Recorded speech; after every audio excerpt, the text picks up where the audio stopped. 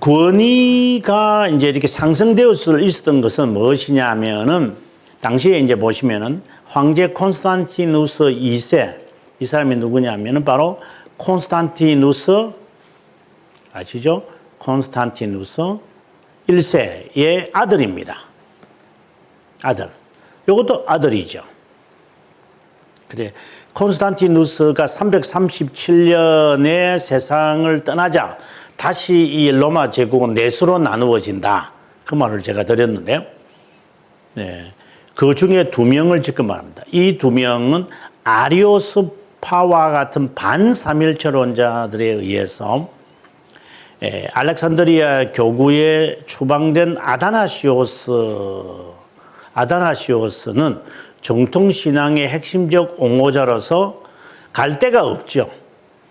왜냐하면 이 두 사람들은 바로 동방교회에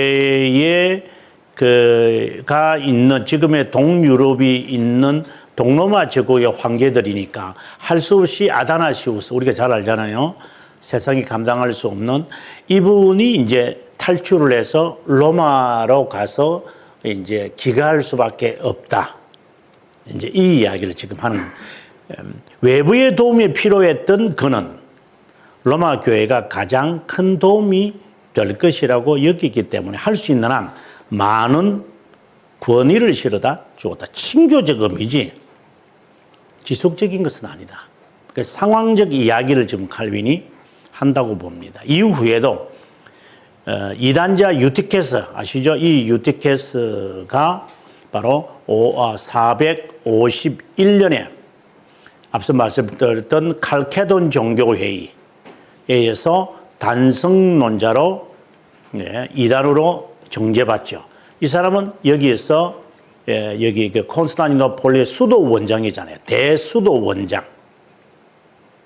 그래서 뭐 다 기억을 못 하겠습니다만은 431년에는 에베소서 종교회의고 여기에서 이단으로 정죄받은 게 앞서 말씀드렸던 네스토리오스고,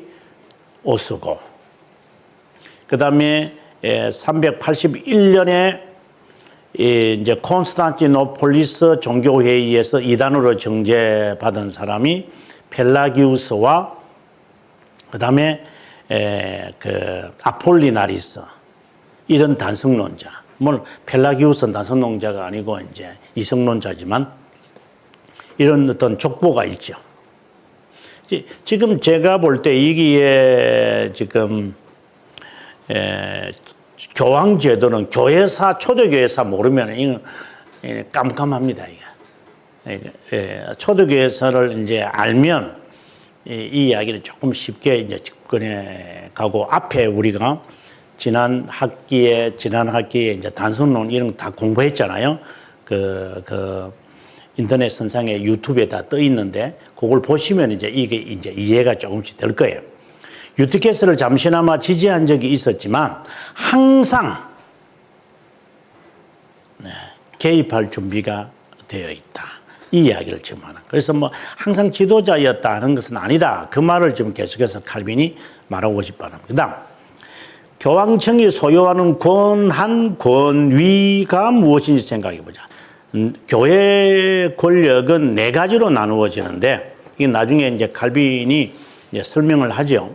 감독의 수임, 종교의 소집, 공청의 사법권, 권고, 전책, 이런 거다. 이게 교회가 할 수 있는 권한이다. 그래서 지금도 마찬가지죠. 교회가 할 수 있는 것은, 여기서 말하는 교회라고 하는 것은 지역교회를 말하는 게 아니라 총회를 말합니다.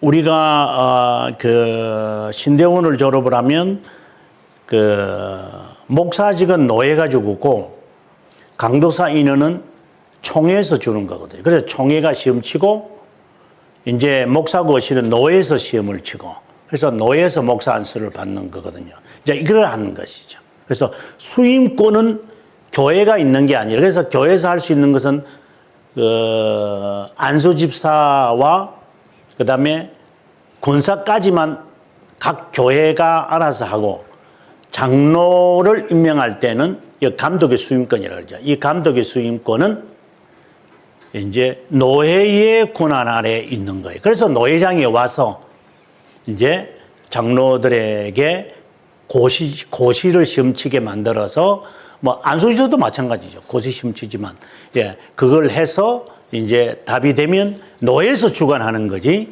교회는 이렇게 판을 까는 거죠. 이런 사람 합격한 사람입니다. 아 그래? 그러면 언제 가서 우리가 수임해 주마. 이게 교회가 하는 권한이다. 두 번째 종교회의를 할 수 있는 권한. 종교회의에서 뭐 하는데요? 이단 문제를 다루기도 하고 그다음에 또 하는 것은 교리를 책정해. 믿음의 항목이라고 부르는데 믿음의 항목. 그래서 이 믿는 바가 뭐냐? 그래서 신조. 지금 우리가 뭐 돌터레이터 신조라고 하지만 저는 뭐 돌터레이터 법규라고 합니다. 그런 법규 제정, 신앙 고백서 제정, 교리문답서 제정 이러한 제정을 통해 가지고 교회가 믿음의 항목은 각 교회나 심지어 노회도 못해요. 전체 교회가 하는 거다. 그 다음에 사법권도 마찬가지죠. 교회가 문제 일어나면은 각 교회가 해결되지 않으면 노회가 파송되어 와서 노회장이나 아니면은 뭐 총회장까지는 안 갑니다. 뭐 갈 때도 있죠. 이제 노회가 구러와서 이제 판결을 내리죠. 이게 공청회라기보다는 카운슬 그러니까 총회를 회집해서 이제 판결을 내리도록 하죠. 그럼 그거 순종해야 돼요. 그래서 순종 안 하면은 이제 교회 쪼개져 가지고 다른 게 하나 만드는 거죠. 이제 그런 일이 이제 발생하는 거고, 그 다음에 권고와 견책이다. 기강이라, 저는 기강이라는 단어로 씁니다만은 그 웨스트민스터 신앙고백서에서는 견책, 센셜이라고 그러죠. 벌을 내리는 거예요. 권징. 장로에 대해서 뭐 집사까지는 이제 단독 교회가 할 수는 있지만 지역 교회가 장로 이상이 되어지면은 이상이란 말이 좀 이상하지만 뭐 이상이 이상하다 좀 말 때 더 이상하네. 어쨌든 이런 장로는 영속적인 것이기 때문에 이것은 노회가 징계 내려버리는 거예요. 이러한 견책과 권고를 이제 하게 되어진다. 모든 고대 종교회의는 감독을 대감독에 의해 임명되었다. 그들은 자신의 대교구를 벗어나 로마 감독에게 그 일을 부탁하지는 않았다. 하지만 점차 모든 이탈리아 감독들이 축성을 위해 로마로 가곤 했다. 당연히 대감독들이 이것을 허락하지 않았다. 대감독은 허락하지 않았고 그러면 로마에 있는 사람은요 총대감독이죠. 총대감독.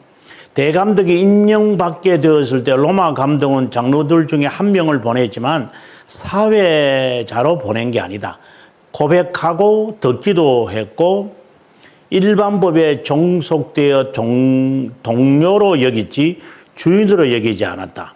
이 말은 이제 노예에서 결정한 것을 총회가 마음대로 이렇게 해라 저렇게 해라 하지는 못한다. 이 말로 이해하시면 아마 이해하기가 좋을 거예요. 예, 아까 앞서도 말씀드렸지만 노예가 목사를 임명하거든요. 총회가 강도권을 허락할 뿐이죠. 근데 허락이거든요. 강도사. 뭐 우리 교단에서는 강도사라는데 강도권을 주는 거고 노회가 수임을 줘요. 그런데 총회장이 주라 마라 못한다 이 말이에요. 그래서 총대감독인 로마 감독이 지역에 있는 대감독들에게 임명권이 있는데 자신이 와서는 그냥 방관자로 참석자로 앉아 있는 거지 자기가 임의대로 이게 저렇게 주도하지 못한다. 그것이 초대교회도 있었고 지금 한국교회도 이것이 잘 운영되고 있다. 이제 이거 하나 질서죠. 그다음에 네 번째 항목인 권고와 견책을 생각해 보자. 예로부터 다른 자를 권고했고 자신들도 받았다. 교회끼리.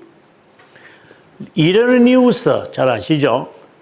감독, 로마 감독에 가가지고 구정했습니다. 당시에 그 종말론자였잖아요. 이 비테르가 가서 막 구정해. 너 교리적으로 바로 안 할래? 그리고 이런 걸 볼 때는 말이 안 되는 거죠. 그냥 그때는 그렇게 했다 이 말입니다. 베드로는 이것에 관하여 아무런 별명을 하지 못했다. 지난번에도 말했지만 그 폴리카르포스가 로마 감독에게 와가지고 꾸중을 하고 그래요. 너 회개하라고 너. 이제 이런 식으로 매우 꾸짖죠. 그럼 로마 감독이 무슨 지상권이냐? 그건 말이 아니다. 카르타고 감독 키프리아누스는 로마 감독 스테파노 1세에게 로마 지방, 고을 지방 감독들을 경고하라고 권할 때 꾸중을 하곤 그랬죠. 심지어 키프리아누스는 너무 거만하게 행한다고 여길 때 이단자들의 친구요, 기독교인의 원수라고 불렀다. 그래서 저는 이제 여기서 제가 정말 말씀드리고 싶은 것은 예의를 위해서 제가 말하고 싶은 거예요. 목사가 목사들에 대한 얼굴에 침 뱉는 이야기는 할 수는 있는데, 네. 다른 직분에 있는 분이 그 직분에 있는 사람을 이렇게 씹는 것은 좀 조심해야 될 것 같아요. 이거는 하나의 예절을 제가 말하는 겁니다. 네. 그래서 이 교회가 저 교회를 꾸짖는 것은 있을 수 있죠. 그 동료니까. 또 뭐 제가 제 합리화로 말할 수 있는데 제자들이 이제 목사다 보니까 제가 목사들을 향하여 후배 선배에 대해서 제 선배 그렇게 많지도 않고 이제는 선배들이 별로 있는 것보다 후배들이 훨씬 더 많잖아요 지금은요. 그리고 후배들이 다 목사들이기 때문에 50대, 60대 되는 그 후배 목사들이 많은데 막 꾸짖죠. 목사 같은 어떤 때는 제가 아주 과격한 놈이라는 말도 쓰고 애라는 단어도 막 쓰고 이래요. 그렇다고 성도들이 그렇게 하는 것은 좀 조심할 필요가 있겠죠. 그렇다고 나는 괜찮다. 이거는 조금 더 이상한가? 하여튼 저도 조심해야 되죠. 그러나 권면할 수 있어요. 잘못한 것은 그 사람도 나를 여기에 강의를 들으시는 목사님도 제 강의가 틀렸으면 저는 지적할 수 있죠. 회의 소집은 정한 시간에 지역 종교회의를 각 대감독이 소집했다. 범종교회의는, 범종교회의는 지난번에 한번 종교회의를 제가 한번 했는데 카운슬이라다. 카운슬. 이거는 범종교회의다. 그 다음에 종교회의가 있다. 이거는 시노드다. 이렇게 제가 했습니다. 시노드. 이거는 지역 종교회의라고 한다. 그 다음에 이제 사소한 모임이 있는데 주로 이제 권위를 갖는 게 이겁니다. 그러면 지금 우리가 공부하는 돌터레이터 법규는 돌터레이터에서 모인 시노드죠. 시노드. 왜 카운슬이 아닙니까? 핍박 시기에 있었기 때문에 당시에 29개 그 개혁교회가 모였잖아요. 수십 개 있겠죠. 더 많이 있었겠죠. 그러나 다가 모일 수는 없잖아요.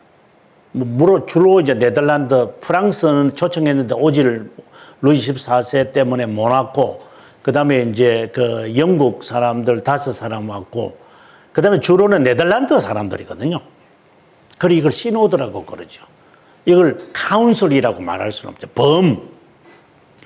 보통 보니까 이런 회의라고 말할 수 없어서 시노드 오브 도트라고 이제 보통 이야기를 합니다. 그 다음에 이제 지금은 시노드라는 말을 잘 안 쓰죠. 지금은 이제 시노드라는 말을 쓰지 않고 노회라고 그러는데 그걸 프레스비터리 이렇게 그러죠. 장로들의 모임. 그리고 총회는 우리가 아다시피 이제 어셈블리. 조금 용어들을 조금 다르게 지금 이런 단어를 쓰지 않고 교회사에서는 썼지만 현재로서는 그냥 프레스비터리 또는 어셈블리 이렇게 해서 이제 둘로 나누어서 좀 더 정확하게 표현하시는 것 같아요. 타 교구 감독이 종교회의를 소집한다 하더라도 자신의 교구 외에 다른 종교회의에 참석하지 않은 것이 관례였다. 시노드이기 때문에 그러다. 로마 감독이 지도급 중 한 사람이었지만 로마 교황주의자들이 모든 교회를 지배했다는 것은 어불성설이다. 이건 교회사에서 제가 결정을 했지만 로마 카톨릭은 만들어진 거다. 저는 단언을 제가 하는 사람입니다. 거짓 교회다. 아니 교회도 아니고 그냥 이교다. 저는 그렇게 확신을 갖고 있는 사람입니다. 세 번째 항목인 공청회 사법권을 생각해 봅시다. 많은 자들이 로마 교황청에 청원했고 그 감독은 공청회를 개최했지만 자신의 제한을 넘을 때마다 조소의 대상이 됐다. 종교회의에 보내지는 서신을 위조하는 것은 더 사악한 행위였고 수치를 당했다. 이 말은 당시에 이렇게 거짓으로 꾸미는 일이 있었다. 밀레비스 종교회의는 파문시킨 결정을 로마 감독은 개정시키려고 노력했다. 니케아 종교회에서 결정은 취소할 수 있는 권한을 자신이 가지고 있다고 로마 감독은 억지 주장했다. 우리가 잘 아는 까타베르 아시죠? 까타베르 그 송장회의라는 것이 있잖아요. 8세기에. 그래서 이제 핵으로 지난 교황이 결정한 것을 후임이 뒤엎기 위해서 송장을 끄집어내어 가지고 좌석에 앉혀놓고 너가 지난번에 결정한 것이 잘못된 것을 아느냐 하니까 해골이 무슨 말을 하겠어요. 그래 침묵을 하는 거 보니까 동의하는구나 하고 반지 빼가지고 지가 빼가지고 도장 쾅 찍어가지고 이제 다 없어졌다. 이제 이렇게 하면서 이제 황제가 되는 꼴불견들이 로마 가톨릭에 있는 것은 제가 중세교회에서 강의하면서 정말 많이 하지 꼴불견들이 많습니다, 여러분. 뭐 앞서도 뭐 예를 들어서 앞서도 그 로마 감독 뭐 도나투스파 이야기를 좀 했지만 로마 감독이 2명 당시에 2명이었거든요. 2명. 예, 그 신성 로마 제국 만들어질 때도 어떻게 만들어진가를 제가 자세하게 말했잖아요. 군사 데리고 와가지고 말이야 자기의 반대파 다 숙청하고 그래 제가 로마 감독 있네 하면서 지금까지 내려오고 있잖아요. 그것들이 뭐 어이구 진짜 예, 이런 것들 그건 쿠데타도 아니에요. 쿠데타도 아무튼 이러한 거짓으로 만들어진 로마청 이 로마 교회라고 탈바꿈을 해가지고 내려오는 것이 있죠. 그걸 지금 얘기하고 싶은 겁니다. 이에 대해 니케아 종교회의 회의록을 참고하자 그러한 권한을 로마 감독에게 준 것이 없음이 백일하에 드러난 적도 있다. 게다가 참 어처구니 없는 일은 위조 문서를 만든 것이다. 이게 이시돌의 문서라고 하는 것이잖아요. 까르타고 감독이 쓴 것으로 마귀 같은 고집을 가진 자신의 선임자 아울렐리우스가 로마 감독에게 복종하지 않는 것을 공격하고 있으며 사죄를 요구하는 내용이 담겨 있다.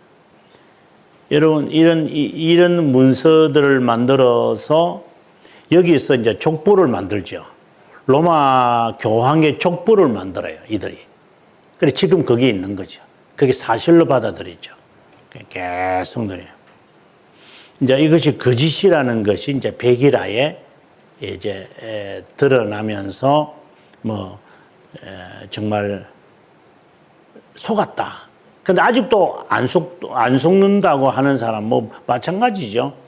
뭐 청담동 그 첼로 리스트의 사건이 거짓이 판명이 나도 아직도 사실로 믿는 사람도 있잖아요. 현대판에도 있는데요. 아무래도 소용이 없어요. 자기가 믿고 싶도록 믿는 거야. 저놈이 나쁘니까. 아주 재밌는 현상이에요. 그래서 아니래도 아무 소용이 없습니다. 그냥 믿고 싶은 대로 믿는 겁니다. 그 다음에 북아프리카의 분리파였던 도나투스 또 나옵니다. 아우구스티누스 시기에 있었던 카르타고의 감독 카일 킬리아누스 지난 시간에 한번 설명했는데 고소하여 공정한 공판을 열지도 않은 채 정죄를 받게 했다.